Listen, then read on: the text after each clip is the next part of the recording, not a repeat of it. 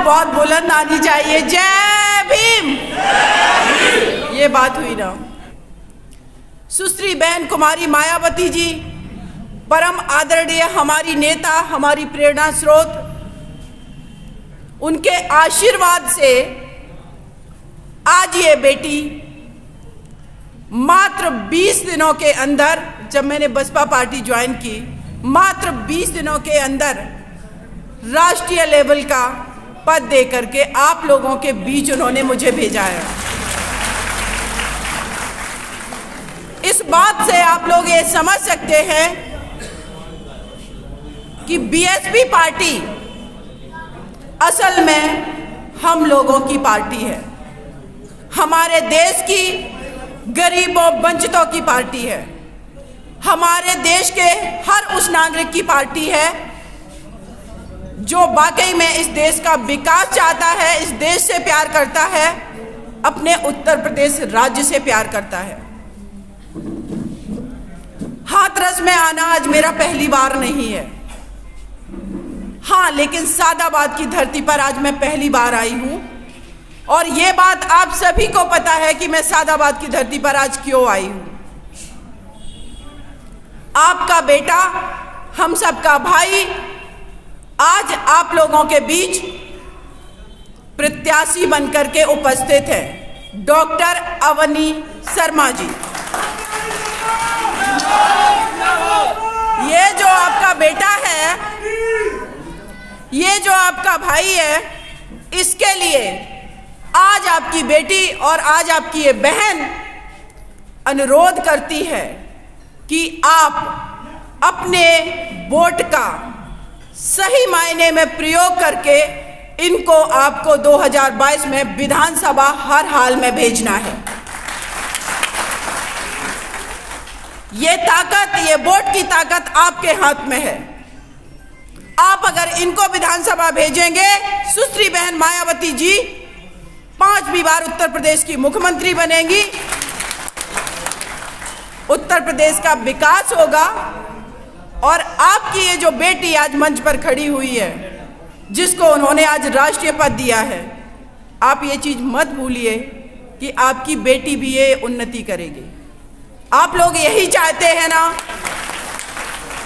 तो मैं आप लोगों से ये अपील करती हूं कि जो 20 तारीख को चुनाव है, 79 ये विधानसभा है, सुबह सबसे पहले जाकर के अपने वोट का सदुपयोग करें। अब मैं हाथरस जिले की बात करती हूं। पहली बार मैं हाथरस जिले में तब मैंने कदम रखा था जब दिल्ली में बैठ करके रात के करीब 2:30-3 बजे हम टीवी चैनल पर, यूट्यूब पर एक बात देख रहे थे, एक दर्दनाक मंजर देख रहे थे। वो मंजर यहाँ खड़े हर व्यक्ति को पता है।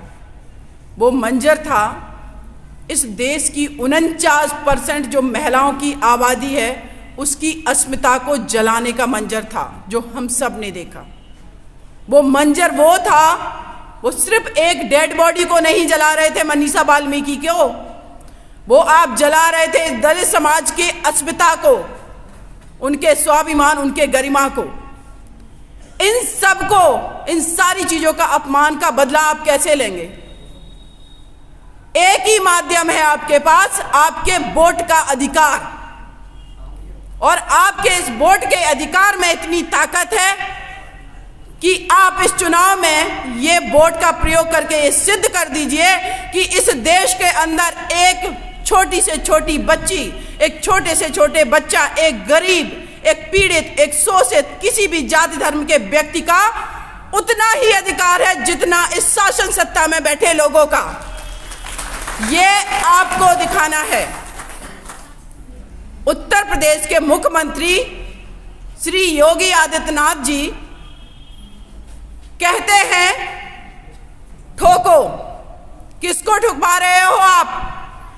कम से कम 2-3 हजार इन्होंने फर्जी एनकाउंटर करवाए हैं। उन माँ से पूछिए जो सशक्ति हैं, जिनके बेटों की कोई गलती नहीं थी, लेकिन उत्तर प्रदेश पुलिस ने ये पूरी दिखाने की कोशिश की कि इस देश में निरंकुशता की सरकार चलेगी। ये बीजेपी की सरकार जो है, ये निरंकुश सरकार है।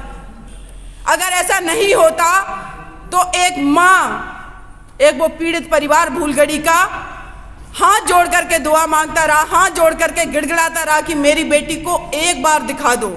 यहाँ जितने लोग भी बैठे हुए हैं, किसी भी परिवार के व्यक्ति का ये सत्य है कि हर परिवार में किसी ना किसी की कभी ना कभी नेचुरल कैसे भी डेथ होती है। हम लोगों के जो संस्कार हैं वो ये हैं कि अंतिम समय में हम अपने रिश्तेदारों को बुलाते हैं, अपने लोगों को बुलाते हैं सबको, कि एक बार उसका चेहरा देख ले कि जो व्यक्ति इस दुनिया से जाने वाला है वो कभी लौट के नहीं आएगा। लेकिन ये उत्तर प्रदेश की निरंकुश सरकार ने क्या किया? छीना उस बेटी को, केरोसिन डाल के जला दिया। इसका बदला आप लोगों को लेना है, ये उत्तर प्रदेश सरकार से। निर्भया कांड दिल्ली में हुआ, हमारी आपकी सबकी बहन, ये सिस्टम जो है ना, आपको मैं बता रही हूं कि आपके पास कितनी ताकत है। एज एक वक्ता, एज एडवोकेट मैंने उस केस को लड़ा। सिस्टम नहीं चाह रहा था कि उनको फांसी की सजा हो। इस देश के अंदर पहली बार 4 लोगों को मैंने फांसी पर इसलिए चढ़वाया कि इस देश का हर नागरिक चाह रहा था। और जो बात इस देश का नागरिक चाह रहा है वही काम होने चाहिए। पिछले 10 सालों की आपने सरकार देखी, 2007 से लेकर के 2012 की समाजवादी पार्टी की सरकार का आप कार्यकाल का एक बार आकलन करिए। 2012 से लेकर के 2017 जो समाजवादी पार्टी की सरकार रही उसका आकलन करिए। बहन जी का जो कार्यकाल है वो 2007 से 12 वाला है। चूंकि आदत पड़ चुकी है बहन जी के कार्यकाल में जो इतना ज्यादा डेवलपमेंट हुआ है कि वो ही कार्यकाल मुझे याद है। ये कार्यकाल तो ऐसा है कि भुलाने लायक है, इसकी इतनी घटिया मेमोरी है। तो 12 से लेकर के जो 17 वाला कार्यकाल है, हमारे उत्तर प्रदेश में जब बेटियां रोड पर निकलती थी या कोई भी दलित, पीड़ित, शोषित, वंचित व्यक्ति निकल रहा है या किसी भी समाज का व्यक्ति निकल रहा है, समाजवादी पार्टी के जो लोग हैं जिनको कहेंगे कि गुंडागर्दी चरम पर थी, मोटरसाइकिल से लोगों को थप्पड़ मारते हुए, बेटियों की चुन्नी खींचते हुए निकल जा रहे हैं। और समाजवादी पार्टी के जो प्रमुख हैं श्री मुलायम सिंह यादव जी कहते थे जब रेप की घटनाएं होती हैं कि बेटों से गलती हो जाती है। एक बेटी की अस्मत लुट रही है, एक बेटी को मर्डर कर दिया जा रहा है, आप कह रहे हो आपके बच्चों से गलतियां हो जा रही हैं। ऐसी मानसिकता के लोग हैं ये। माफियागिरी चरम पर थी। आपने सुना होगा एक बेटी उत्तर प्रदेश में आईएएस थी, दुर्गा शक्ति नागपाल। उसने जब खनन माफियाओं को रोकने की कोशिश की, उसको इन्होंने फर्जी केस में फंसा करके आधे घंटे में सस्पेंड कर दिया। पूरे उत्तर प्रदेश का आम नागरिक रोड पर था और केंद्र सरकार ने उनको वहां बुला लिया। ये इस तरीके के लोग हैं, ये काम नहीं करने देना चाहते हैं। 2013 के आपको दंगे याद होंगे। उत्तर प्रदेश का आम नागरिक रोया है। 2000 जब में दंगे हुए, 2013 में शामली के दंगे, मुजफ्फरनगर के दंगे, आम नागरिक की कोई गलती नहीं होती है। हमारे आपके जैसे लोग अपना दिनचर्या से अपना काम करना चाहते हैं, खुशहाली से रहना चाहते हैं, लेकिन आपको नहीं पता कि ये पॉलिटिकल पार्टियों के लोग कब जाकर के दंगा भड़का दें। और आप अगर खाना खा रहे, अपने बच्चे के साथ खेल रहे, अपनी बेटी के साथ खेल रहे, अपनी पत्नी के साथ बैठे बातें कर रहे, कब आकर के ये उन्मादी लोग आपके घर में घुस करके पेट्रोल डालकर आग लगाएंगे, जलाएंगे, मारेंगे, काटेंगे। ये ऐसे लोग हैं और इन्होंने ये किया है। उत्तर प्रदेश को बहुत दर्द दिया, उत्तर प्रदेश के लोगों को इन्होंने आंसू दिए हैं। क्या गलती होती है दंगों में बेटियों की जिनके रेप कर दिए जाते हैं? क्या गलती होती है उस आम नागरिक की जो जा रहा है शौच के लिए, उसको काट करके खेतों में फेंक दिया? क्या ऐसा उत्तर प्रदेश, क्या ऐसा देश चाहते हैं हम? नहीं। लेकिन वही अगर हम बात करते हैं 2007 से लेकर के 12 का कार्यकाल याद करिए। हमारी बहन सुश्री मायावती जी जब भी भाषण देती हैं, कभी कभी जातिगत दंगे की बात नहीं करती हैं, कभी भी वो धार्मिक दंगे की बात नहीं करती हैं, कभी भी वो उन्माद देने वाले भाषण का प्रयोग नहीं करती हैं। वो बात करती हैं सिर्फ और सिर्फ विकास की। और एक सबसे बड़ी बात मैं कहूंगी कि इस देश के अंदर पहले जो कुरीतियां रही हैं, जिसमें हमारे समाज के, जो कि हमारे देश के नागरिक हैं, दलित वर्ग को अस्पृश्य माना गया, अपने अपने बीच में नहीं बैठाला। लेकिन जब मानवर कांसी राम जी ने बहुजन समाज पार्टी बनाई और बहन जी सुश्री मायावती जी पहली बार सत्ता में आई, आप उनकी कार्यशैली का एक बार आकलन करके देखिए कभी। आज वो बेटी जो खुद शोषित पीड़ित वंचित थी, जब वो सत्ता में बैठती है तो वो किसकी बात करती है? आपको नारा याद होना चाहिए, सर्वजन हिताय सर्वजन सुखाय। क्योंकि बहुजन समाज पार्टी का उद्देश्य इस देश के हर नागरिक का डेवलपमेंट करना है, चाहे वो जनरल कैटेगरी का हो, चाहे वो ओबीसी का हो, चाहे दलित हो, चाहे माइनॉरिटी हो, चाहे महिलाएं हो। और ऐसा ही उन्होंने प्रूव किया है। आज मैं देखती हूँ, जिस दिन मुझे सतीश चंद्र मिश्रा सर ने पार्टी ज्वाइन कराई, मैं उनको देख रही थी, उनका लिबरल स्वभाव है। कुछ लोग कहने लगते हैं, मैं कहती हूँ हमारे देश का हर नागरिक है। लोग बातें करते हैं, कोई यहाँ से आया, कोई वहाँ से आया। अरे मैं तो कहती हूँ मेरा भारत इतना बड़ा हृदय वाला है कि जो भी जहाँ से आया हमने अपने भारत में समाहित कर लिया, अपना लिया। हम ऐसे लोग हैं और वही सिद्धांतों पर बहुजन समाज पार्टी चल रही है। 4 दिन पहले समाजवादी पार्टी का और 4 दिन पहले ही बीजेपी पार्टी का घोषणा पत्र आया।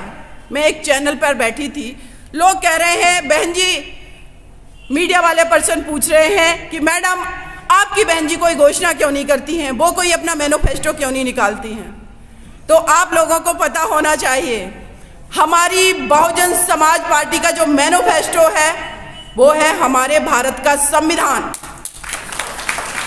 जिसको बीजेपी खत्म करना चाह रही है।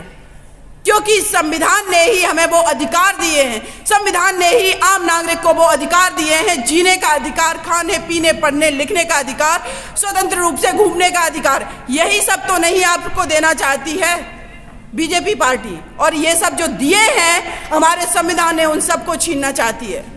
अगर आप लोग वाकई में चाहते हैं कि आज तो थोड़ी स्थिति कहेंगे कि बेटर है भी, लेकिन भविष्य की कल्पना करिए, अगर ये बीजेपी पार्टी दोबारा से सत्ता में आती है,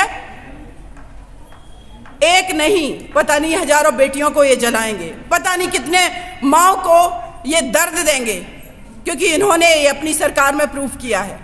किसानों की बात करें, हमारा भारत एक कृषि प्रधान देश है। इन्होंने कहा 2022 में हम आय दुगनी कर देंगे, और जब हमारा किसान आंदोलन करने के लिए बैठा कि जो 3 कृषि बिल हैं उनको आप वापस लीजिए, ये हमारे हितकारी बिल नहीं है, तो इन्होंने 1 साल तक उनकी आवाज नहीं सुनी और उनको आतंकवादी कहते रहे। और बाद में आपने देखा करीब 700 हमारे किसान शहीद हो गए। इन्होंने बिल कब वापस लिए आप सोचिए। लखीमपुर खीरी में दिन दहाड़े हमारे किसान रोड पर आंदोलन करते हुए चल रहे हैं, और बीजेपी पार्टी के निरंकुश मंत्री का बेटा आकर के उनको रोनता हुआ चला जा रहा। ऐसा इन्होंने माहौल उत्तर प्रदेश में बना रखा है। बहन जी की शासनकाल की बात करें, इस देश का गरीब, दलित, पीड़ित हर वर्ग का व्यक्ति फक्र महसूस करता था। फ्री में एजुकेशन उन्होंने दी, लेकिन समाजवादी पार्टी की जब सरकार आई बंद करवा दिया। स्कॉलरशिप जिसको हम वजीफा बोलते हैं, वो देने की कोशिश की कि हमारा युवा, अगर उस कोई बच्चा है उसका माँ बाप उनको पढ़ाना चाहता है तो उसको सोचना ना पड़े कि हम फीस के पैसे कहाँ से लाएंगे। कभी किसान है, कभी ओले पड़ गए, कभी सूखा पड़ गई, एग्रीकल्चर में पैदावार नहीं हो रही है। इन्होंने जो नोटबंदी की उससे फैक्ट्रियां बंद हो गई, लोगों के आय के सोर्स, जो आय का संसाधन थे वो बंद हो गए, तो पैसे कहाँ से लाओगे। ऐसे में सरकार की जिम्मेदारी ये होती है कि वो आपके बच्चों को फ्री एजुकेशन दे, फ्री चिकित्सा दे। बहन जी ने वो करके दिखाया, लेकिन बहन जी ने जब किया तो समाजवादी पार्टी और बीजेपी सरकार ने उन चीज़ों को बंद ही नहीं किया, बल्कि उनको तो महंगा करते चले गए। आज ये समस्या है हमारे देश के अंदर कि आज अगर आम नागरिक ये सोचे कि जाकर के अपने बच्चे को एक अच्छे इंस्टीट्यूट में पढ़ा ले, तो उसके लिए बिना कोचिंग के जाना मुश्किल है। कहाँ से 1-2 लाख रुपए वो कोचिंग के लिए लाएगा। इतनी सारी समस्याएं हैं, और इन समस्याओं का समाधान अगर कोई कर सकता है तो वो एक ही मात्र पार्टी है, बहुजन समाज पार्टी। 2007 में जब बहन जी सत्ता में आई 23 लाख नौकरियां भर्ती की। आज हमारा युवा रोड पर बैठा रोजगार की मांग कर रहा है। उत्तर प्रदेश के अंदर जनरल कैटेगरी की जो वैकेंसी थी, दुराचारपूर्ण भावना से समाजवादी पार्टी ने रोक लगा रखी थी। बहन जी आई तो उनको भरा उन्होंने।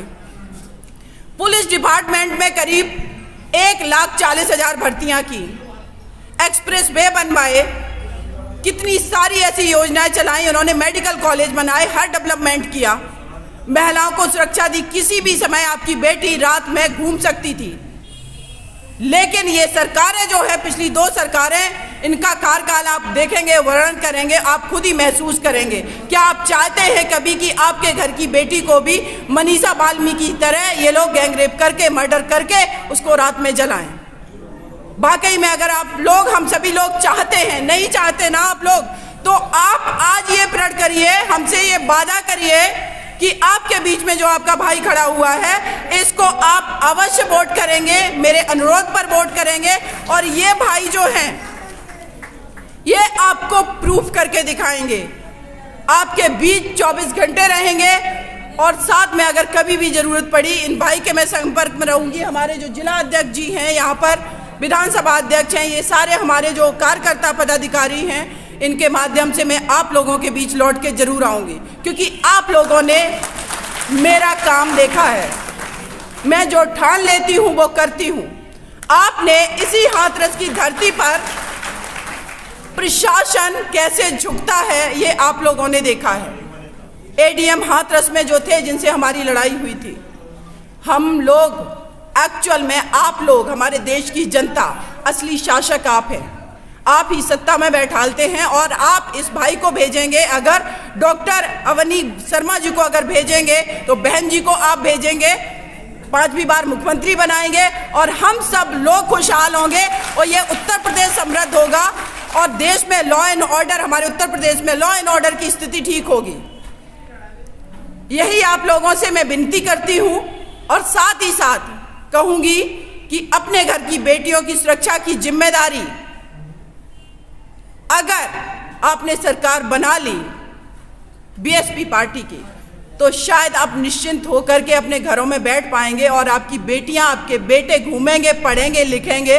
और वाकई में जो हमारा संविधान कहता है कि लोक कल्याणकारी राज्य क्या होता, उसकी स्थापना होगी। दंगों वाले राज्य की स्थापना नहीं होगी, ठोकने वाली रीत की स्थापना नहीं होगी, गर्मी निकालने, सर्दी निकालने वाली लोगों की मानसिकता वाली स्थापना नहीं होगी। ये उत्तर प्रदेश को हम लोग समृद्ध और एक बहुत ही सशक्त अच्छा प्रदेश बनाएंगे। बहन जी की सरकार को हम लोग 2022 में लाएंगे।